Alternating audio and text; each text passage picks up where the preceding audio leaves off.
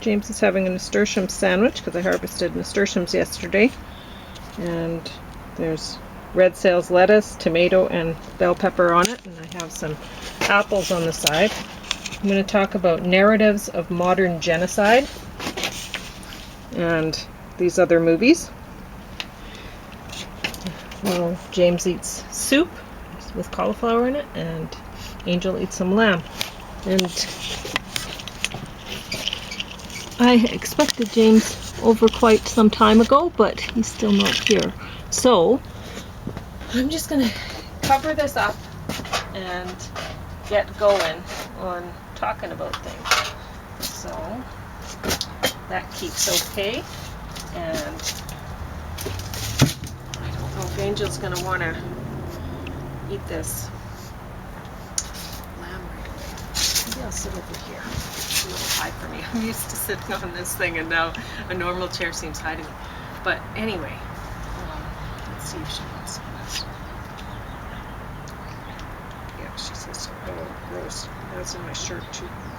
Okay, so we're going to put Angel in the dog bed. I kind of anticipated this would happen. Yuck. And so we'll see if she'll like it there. Is that okay? She says that's plenty fine. That's good. So this morning, I don't know when I got up, 4:30 or something. Usually it's about 4:30. My angels gave me the messages. Know that everything always works out. Rise above illusions. Remember to ask for our help. Know that you're perfectly understood by us. Work with Archangel Azrael and allow angels to help you. And so I was sitting there going, well, what in the world would I need healing for? And then I had my day. So anyway, should be used to that by now. So first I will talk about narratives of modern genocide, which I'd hoped James would have been here to talk about it because he knows about history and like global history, but he's not here. So I'm going to show you. This was, I had to look for this, but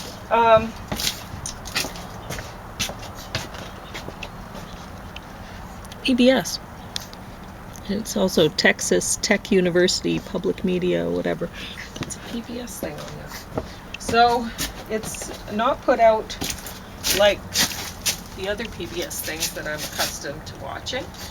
And this one was kind of frustrating to watch too, because at one point I went to rewind it back to the last DVD freeze point. I don't know what you call those things. Anyway, it went right back to the beginning. So it's you just have to watch this thing right through. It doesn't have little bits you can flip back to or whatever. You can fast forward it back and forth, but it takes forever. Anyway, so that was frustrating when I learned that. But and honestly, I can't remember how long it was because I wasn't paying attention to that. But I'll give you my notes that I made. Narratives of Modern Genocide. The executive producers are the Texas Holocaust and Genocide Commission, Texas Tech University Public Media, PBS, NPR. Hey, it's a little nuthatch over there. I love those guys. Anyway, Sichan Siv escaped the killing fields of Cambodia. When you were taken away for a meeting, that was code for an execution. So you didn't want to be taken in for a meeting. He was captured in early June 1975 for trying to cross the border into Thailand, and the driver actually saved him by saying, "What are you doing, honey?" Okay. She can't see very well, and she's not very bright about that. So on the floor she goes before she falls on the floor. So, yeah, the driver said, oh, he's just looking for his family. He's trying to find his family around. He's not trying to cross the border, but he was totally trying to cross the border. And he ended up working in a labor camp, but he says the driver saved his life. Instead, he worked in a labor camp rather than getting executed right there. So He was working 18 hours a day in the labor camp. He saw a chance for escape from the back of a lumber truck and he took it. The moon and sun guided him to safety to Thailand. Gilbert Tuhabonye escaped a massacre of school children in Burundi. He'd go 6 miles to school each day. He and his friends would sing a song about a lion when they saw rain coming and ran together. I am faster than a lion cannot catch me, was the meaning behind that song game they play together. One day his teacher hit him in class and he didn't understand why. The Hutus in his class were telling him, watch out because tonight I'm gonna cut your throat. His best friend at school told him that you killed our president. I think that's what he said. It was kind of hard to understand the accent sometimes. His favorite teacher told him to watch out. They're taking people to a place to burn them alive. Gilbert didn't believe this. He thought he was friends with everyone and everyone loved him. The physics teacher said, we are going to die. The headmaster said, you're going to see what Jesus went through on the cross. Gilbert thought the best thing to do was for the students to stay together and fight together against the attackers who came. They left the school and met up with people. They ran to the right, but Gilbert ran to the left, thinking he could hide in the forest. Some others were with him to the left. Their clothing was stolen. If people wanted the shoes someone wore, they demanded the kid give them up. They had weapons. They were cutting kids' ears and faces. They tied kids up. They were going to put Gilbert in the fire with the other kids. Some were chopped to pieces. And I was a little bit confused as to, I guess they must have taken them back to the school or something. I don't know. But his rope came loose. He was seeing his classmates dying in the school. The fire was coming from the roof and he tried to shield himself from it with his arm, which got burnt. He got out thinking that if he did, he could testify about what he witnessed. Sichan Siv was sponsored as a refugee by family he didn't know. He tried to work flipping burgers, but found the job too difficult. He was also scooping ice cream. He became a taxi driver in New York. He became a U.S. citizen and got involved with politics. He loves Texas. He says Robert McKinney was his ancestor. Maybe I'm misunderstanding things given the accents. I don't know. But that's what I was getting from what he was saying. He volunteered for the Bush Jr. campaign. He speaks 5 or 6 languages. 5 or 6. I mean, which is it, right? And is someone who interacts with many people of many countries. He got a job within the Republican Party somehow. Gilbert Tuhabonye trained for the Olympics and started learning English. He'd only known French in Burundi. I don't know. I couldn't make that out. That's what I'm guessing. He won a lot of medals. See, if James was here, he could help me with that, but I don't know these sort of things. Angels, you can come back in my shirt. Do you want to come in my shirt again? She wants back in. Come here, baby. Come here. Angel.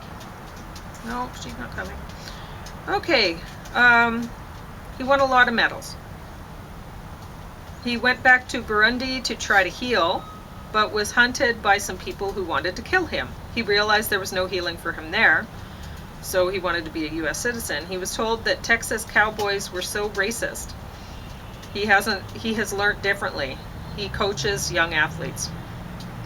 Now, I put this on the top of the stack, and I will say it was educational, but I mean, a lot of the time they say with big numbers, like especially when you're dealing with the Pol Pot, the Khmer Rouge, and that whole thing, then those numbers are huge, and it's they say it's sometimes hard for people to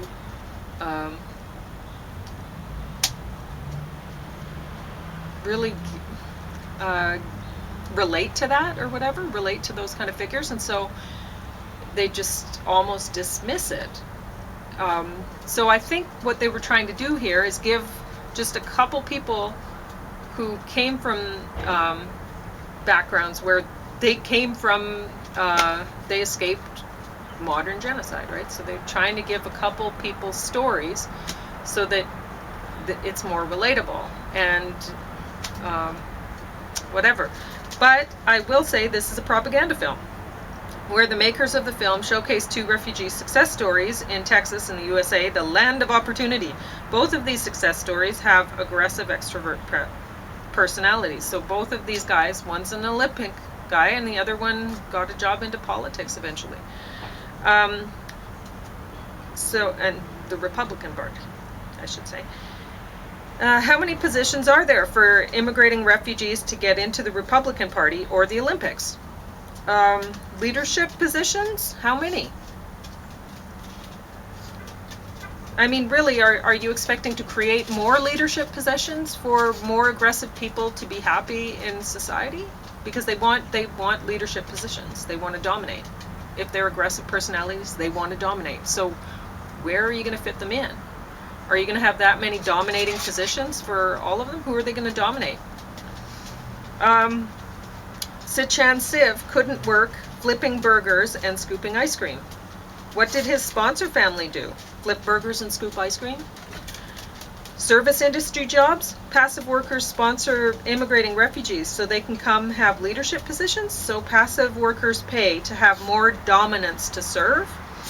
The film message that the USA isn't racist is not a lie. The truth is, aggressive people abuse passives, no matter their race, no matter where they live. That's the truth about that. So, I don't know, take that as you like it. But that's my opinion on that. The Best of Enemies, it's got second in the stack. It was okay. I didn't really care for it that much. And you're looking at my next one and going, how did this one not get up there? Well, okay, this one was about segregated schools and people getting along. And it's based on real people and stuff like that. They have the real people talking at the end, these 2 main characters. So, I don't know. It's same sort of lines as this. You get the story from a more personal point of view, so you can relate to it better. I don't know. Maybe that works for you. The Man from Toronto. So, the reason that this ended up so far down in the stack is it's not like James likes Kevin Hart a lot. I don't really care for him that much, but Woody Harrelson, I think both James and I like Woody Harrelson quite a bit. We don't like the woman who played Penny from The Big Bang Theory. She's in this. But Kaylee Cuoco, I think that's her name. Just looking at the back, I think that's right. Anyway, I had expected more. I'd seen the previews for this one before I watched the movie, and honestly, the only things that are entertaining about the movie are in the previews, so just watch the previews. I was disappointed. I don't know. Woody Harrelson has played a convincing, creepy kind of guy, but I don't know if it really worked in this role, honestly. Smiley Face Killers. This one is inspired by true events too. So, it's like Kristen Glover is in this, and his face is kind of hanging down on the side, and he kind of looks like he's had a stroke or something. And maybe that's scary for a lot of people. Stroke is scary. Anyway, I wasn't really watching it. I was writing this poem that I'll read to you after I review this, I suppose. But and it's a long poem, so it did take me almost the whole movie. But I was watching the thing sort of off and on, and I was like, why is it even called Smiley Face Killers? I can't, like, they're wearing hoods, they look like some fake coven kind of thing where they go around killing people. It's kind of stupid. And honestly, like, it opens up at the beginning with a scene of somebody killing a goat, and it seemed totally believable to me. I think it was goat. Maybe it was a lamb. I don't, you know what, I wasn't really watching it that closely. But, that looked totally believable. Gross. And, But I guess maybe people are allowed to kill animals. I thought that kind of went out of fashion. They used to, like with the Western movies, they used to have wires and stuff and trip a whole bunch of horses. So I mean, you'd know that those horses would be doomed to the glue factory after that, right? Because anyway, they used to do things like that, but I don't think they do anymore. But seeing this, it looked totally real. I don't know if they can. It looked like they did. And they had a pig too, yuck. And a dog. I don't think you can do that to dogs in a movie. Anyway. Maybe, I mean, they say it's based on true events. But it seemed really low budget. It didn't seem believable. And, I mean, there were certainly some gruesome bits and stuff like that. As well, it's a horror movie and whatever, but... there was one scene that I looked up, and it was an ocean scene where lifeguards are pulling a body out of the ocean or sea, whatever, and there's seagulls on the shore, and that looked kind of artistic. But honestly, I can't imagine people would want to watch this movie. It really wasn't that good. So I'm going to get Angel, because she's pacing around, or maybe I'll just put her in. Okay, go. You gotta go. No, okay, she's not going. So she's gonna sit with me, because she didn't want to go in, she just wanted to pace around. I don't know, maybe she wants more lamb, I'm not sure what she's wanting, but we'll stick her in there and hope she's gonna settle down. So this is my poem called Ugly Truth, which I wrote October 5th, 2023. Keep in mind I've not had a great day. Last night, I'd covered up my peat bell row, protecting my tomatoes from the frost. It didn't frost, but one can never know, and keeping plants alive seems worth the cost of energy I spend to keep them here. I care for them like they are family. I nurture them. To me, each one is dear, and so their loss, each fall, is tough for me. I packed some bedding out to tuck plants in. A gray twin sheet, a queen-size down duvet, a lilac flannel blanket that had been my neighbor's, but she'd given it away, and one twin comforter in royal blue. The last was satin, so its color shone like oil paint on nasturtium's diamond dew. I looked this morning, but they all were gone. Some thief had snatched my bedding in the night and left my babies naked to the sky. I walked my neighborhood and thought I might catch sight of royal blue while walking by my neighbor's yards, but I saw nothing there. I likely looked just like I'd lost a pet. I tried to tell myself I didn't care. They'd saved me doing laundry, and I'd get replacements for the bedding that I'd lost, but that is not the truth. I truly care. I truly care. Because I do, it cost me bedding that I only meant to share with garden plants within my family. I truly cared enough to give plants care with water and my loving energy, which they return as long as they are there.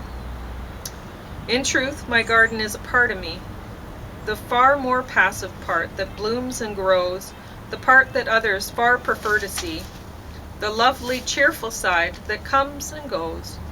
I tried to tell myself that I should care about the thief who'd stolen warmth from me and figured I had ample warmth to share. I tried to find a loving way to see the thief, like they were just in desperate need and may return my bedding as they should. I tried to see them like my plants, to feed with love because deep down they're truly good. When young, I did believe such things were true. The ugly truth is that these thieves don't care for anyone. Their thieving's what they do to kill the lovely, cheerful side I share until I've nothing left but loss inside. My plants are still alive. There wasn't frost, no thanks to thieves. My garden could have died and might tonight. Should I absorb the cost and put more bedding out and risk it goes? Or let thieves kill my lovely, cheerful side? They won't for good. They'll just kill life that grows outside for now, with nowhere it can hide, with no one who will protect it from the frost, or thieves who steal from them while they're asleep. In hours from now, my garden will be lost, but I've collected seeds I plan to keep. So that's that. It's what it is, right? And honestly, I think this has happened before to me. I can't remember exactly but it's the kind of thing that happens here. You know, I know that I've had the bedding taken off the plants and just thrown in the alley, which I guess people were thinking, oh, what's under here? Or maybe they were thinking, I just want to cause some trouble or whatever, right? So I have had that happen before, but completely gone. This was a little bit upsetting. So I guess that's what my angels were talking about this morning when they told me that I would need Azrael's help. But, yeah, what can you do? You just appreciate the garden while it's there. Honestly, I was thinking of it. I was thinking of the test that I did, the pen test, and thinking, I wonder if I did that test right after I was out hiking and having fun, if my like neurotic number would be down further. Not that it was that high, but it was higher than I would have liked. You know, I was still stable, but I honestly, I think it's like if you're an introverted person, you're going to get abused in our society more, and if you care, then you're putting your heart out there to just get. So, yeah, I wonder if when I'm out where nobody can hurt me, you know, if I don't worry because I have nothing to worry about, right? I know that I'm certainly a lot happier now than I used to be, thanks to James, because I'm able to not be around people if I don't have to. And a lot of the time when I'm in public, I just pretend that I'm invisible, and that's how I do it. So that might seem kind of nutty to you, but it helps. So, Gabriel in the Mountain. It says, based on a true story. So I had a lot of true stories that I was going through here. And maybe that's the problem. Too much truth. Not enough entertainment. And the only thing I really took from this, there was one part, I think it was near the beginning, I can't remember, it wasn't the last one I watched, even though it's the last one on the stack. There was a guy who was kind of dancing with another guy. I guess there was some sort of a warrior kind of dance or something. I don't know what they were doing. But there were subtitles in this, and I write poetry while watching movies, so I looked up occasionally. And there was one point that the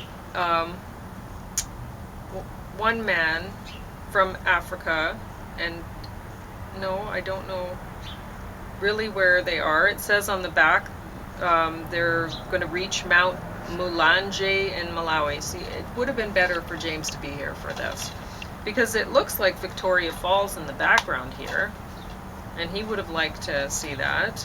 So maybe James would like to see this, but I don't, honestly, it seemed really not even like my crappy camera quality. It seemed like camcorders from the 80s or something. I don't know. It seemed really low quality and not very scripted or anything like that. But yeah, there was one point a guy in Africa was telling this tourist, really, that how it's a sign of like wealth if you have lots of children. So that's the goal, is to have lots of children, so that, because then you're wealthy, you know, everyone sees you as wealthy if you have lots of children, and I guess that's really important. But that sucks. You can't have lots of children in a world where there's already too many people. That's a really aggressive thing to do, have more human children. Have more plant babies, and go out into nature and find more native plants to love and native animals to love and whatever. Just more humans means less nature, and that's an ugly truth. but it's a truth. It is true all the same. So it's true that the thieves that are stealing things are jerks. They are not nice people. And, you know, they're aggressive personality types. And people who are having lots and lots of children and are warrior kind of people, they are aggressive jerks. That's the truth. So, anyway, but I am doing this video while I'm not in a very good mood, so maybe this is what I see is true right now. So, anyway, that's that. James didn't end up showing up at all.